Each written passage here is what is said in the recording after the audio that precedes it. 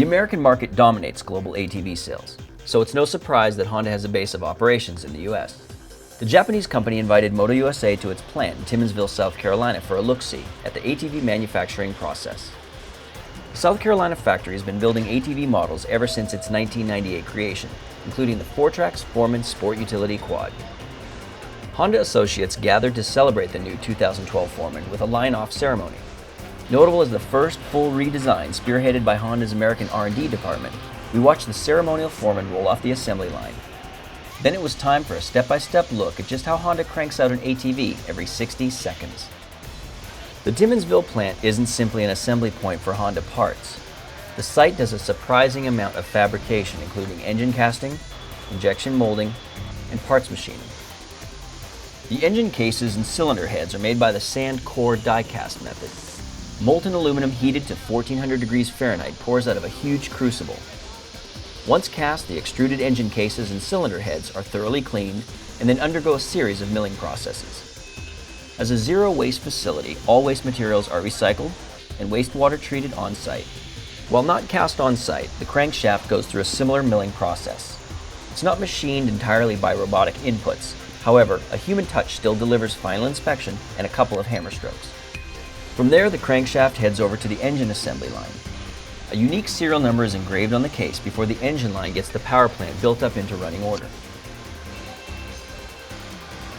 The South Carolina plant also manufactures much of the bodywork components for its ATV via plastic injection molding process.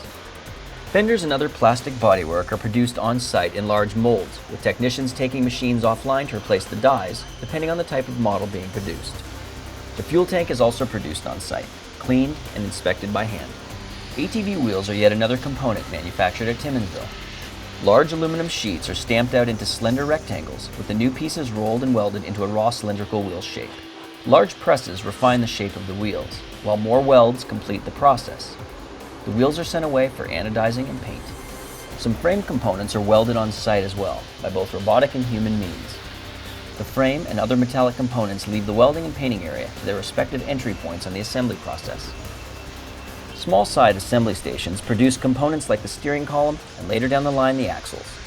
Bodywork components, fuel tank, as well as tire shod wheels are collected and ready to join final assembly.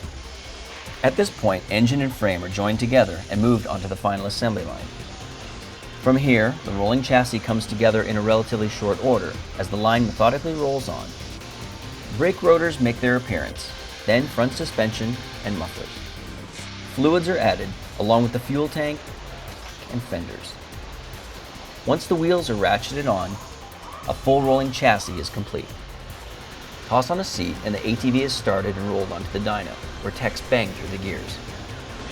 Afterward, it's off to navigate the factory's short test route to shake down the suspension and steering components,